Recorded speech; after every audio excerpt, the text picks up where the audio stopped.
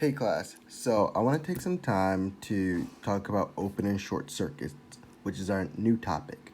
Now, open and short circuits are pretty simple if you understand series and parallel combinations. Now, if you don't understand series and parallel combinations, just go ahead and watch one of the previous videos. So I'm just going to hop right on in and tell you what an open and short circuit is.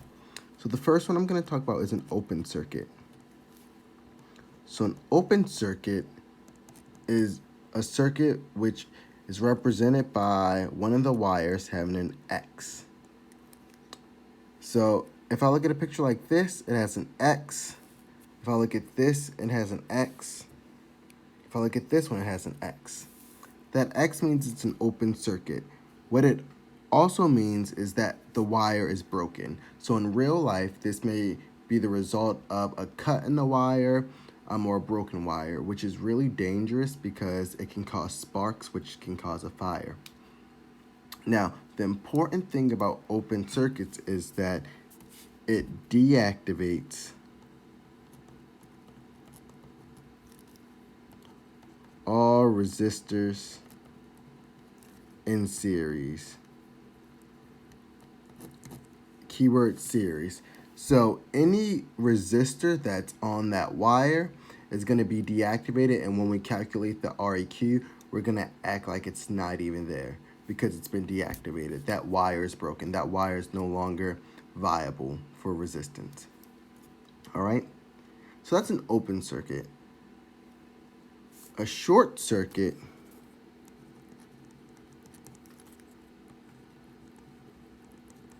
is a circuit in which we have a straight line. So a short circuit would have a straight line with no resistor. It's just a straight line. Now if we look on here, these straight lines are always going to be vertical. So right here I have a short circuit. Right here I have a short circuit because it's just a wire with no resistor on there. Right here I have a short circuit. And right here I have a short circuit. Now, if open circuits deactivate all resistors in series, short circuits deactivate resistors in parallel. So what that means is if I have a straight line, the resistors in parallel I'm not going to count anymore. And the reason for this is, if I look right here, just like water likes to flow down the path of least resistance. So if I have two pipes, a pipe like this with water flowing through it, and then I have a pipe like this, water's going to want to flow through this pipe more than it's going to want to flow through this pipe because water likes to take the path of least resistance. Right here, since this is bottlenecked, it's going to add some resistance. So water doesn't want to flow down a pipe like this. In the same manner, current likes to flow where there's no resistance. If it sees a resistor, it's going to be like, whoa, I don't want to go down that path. So looking right here, current's going to flow this way. It's going to split. Then some of it's going to continue to go this way. Then it's going to split.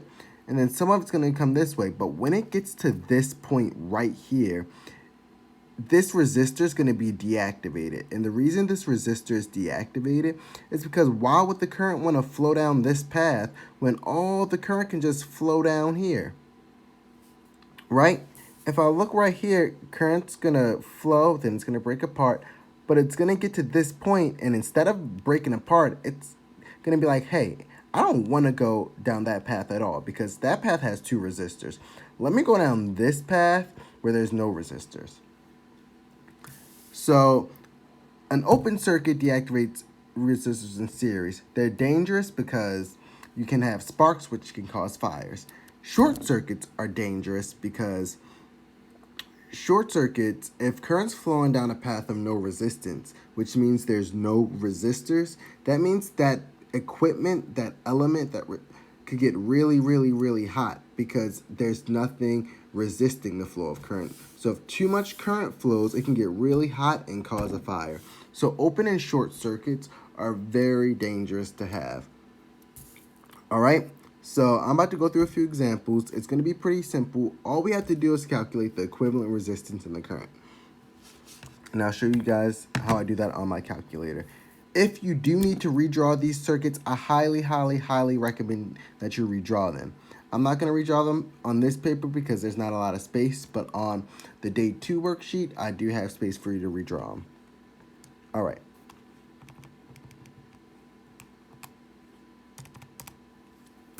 So, number 1, I have a open circuit because I have an X.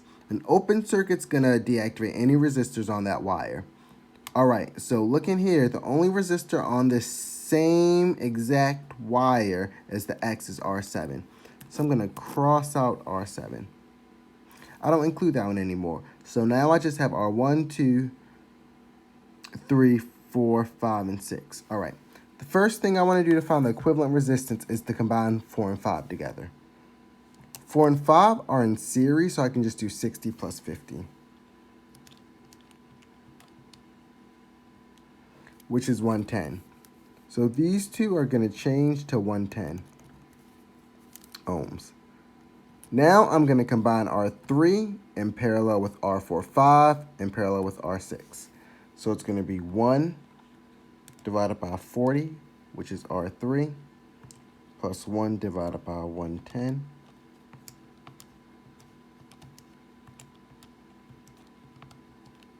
plus 1 divided by 70.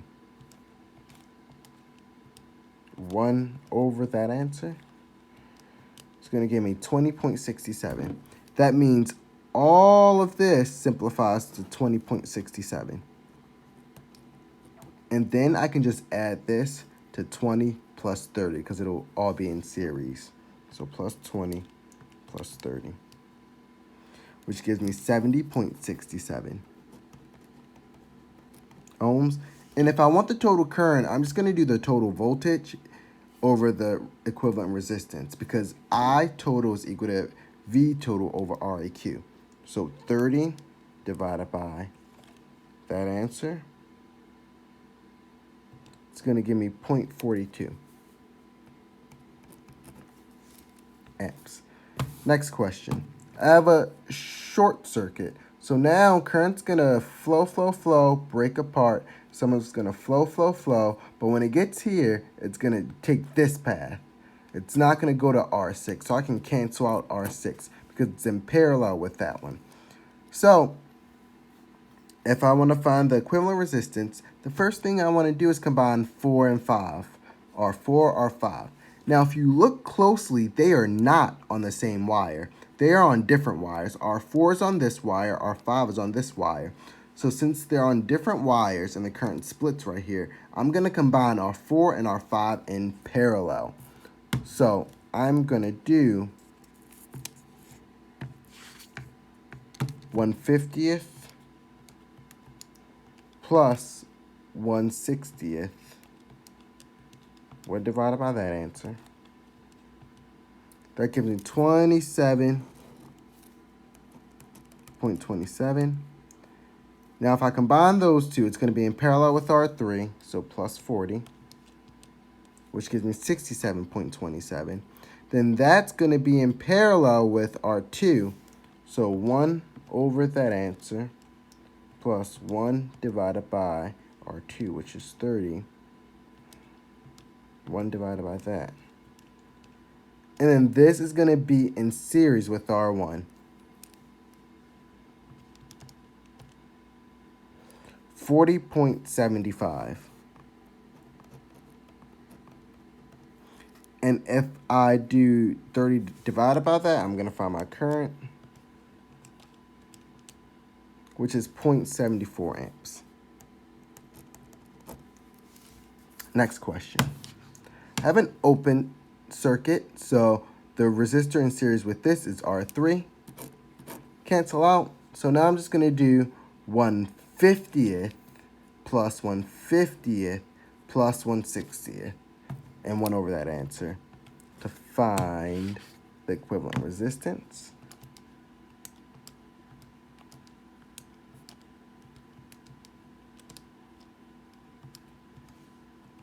Remember, I didn't include R3. And that gives me 17.65. And then the total current's going to be 30 divided by that answer.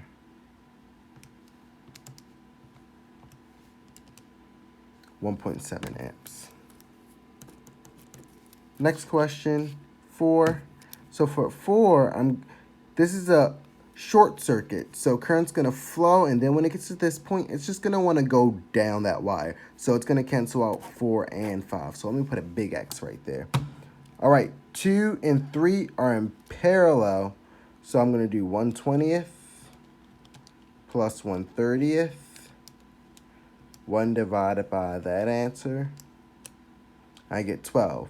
Then it's going to be, this is 12, and then this is 10. So 12 plus 10 gives me 22 ohms. And then 30 divided by 22 gives me 1.36 amps. All right, number 5. I have an open circuit because I see an X. So the ones on the same wire is 7 and 8. So to find the equivalent resistance for this one, let me act like 7 and 8's not there. I'm going to combine 5 and 6 in series because they're on the same wire. So 50 plus 60 is 110.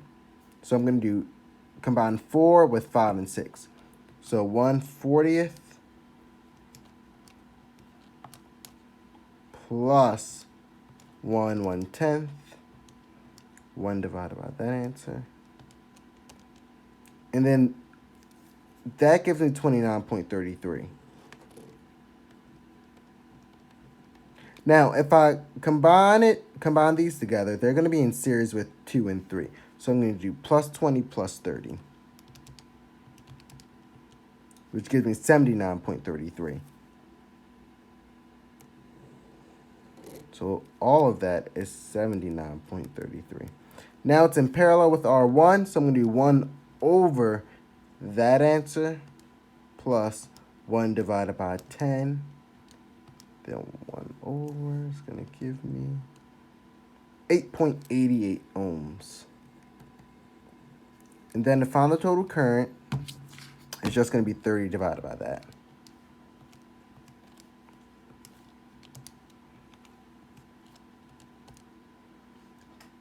.38 amps. I hope you're getting the hang of this. All right, number 6. I have an open circuit. Now, if current's going to flow, if this wire is broken, it can't get to 4 or it can't get to 5. So both of those are canceled. So for this one, I'm just going to add R2 and R3 in series. So it's going to be 1/10th plus 1/50th.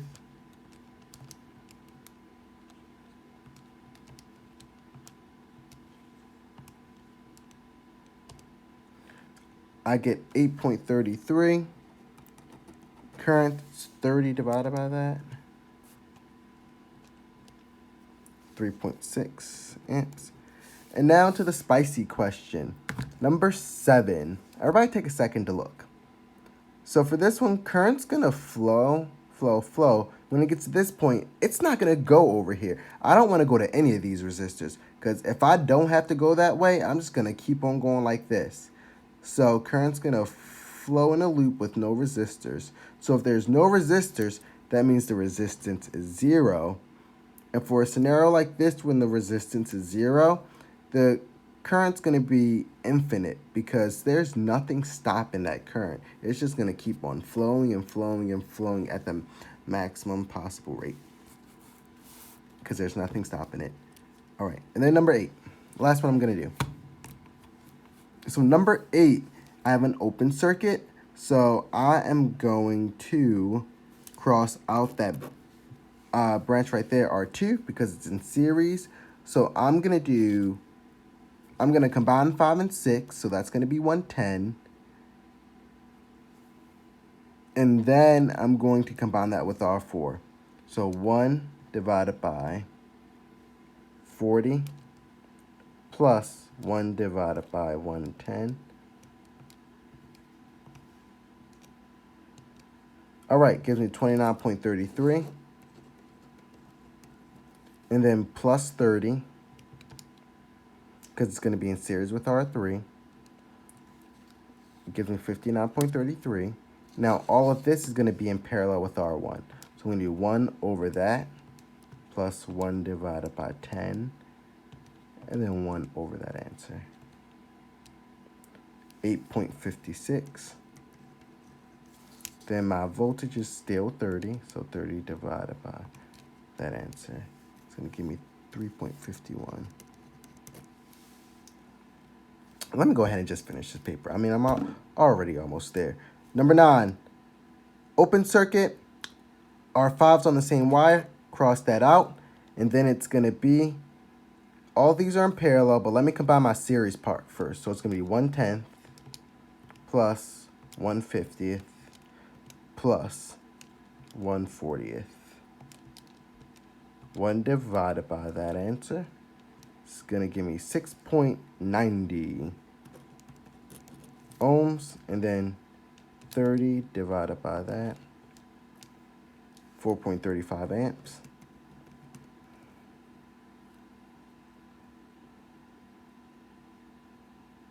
All right. And then last but not least, this question. So for this question, this one can be a little bit tricky because some people might say, oh, I don't have to go through any of these resistors, but that's not actually the case. So when current's flowing through these resistors, it's going to flow, split, flow, it's going to split again. But when it gets to this point, it's going to say, hey, I don't want to split. I'm just going to go this way around and not hit R6. So cross out R6. And now to solve this question, it's going to be combine R3 and R4 in series. So that's 70. And then that's going to be in parallel with R5. So it's going to be 1/70th plus 1/50th.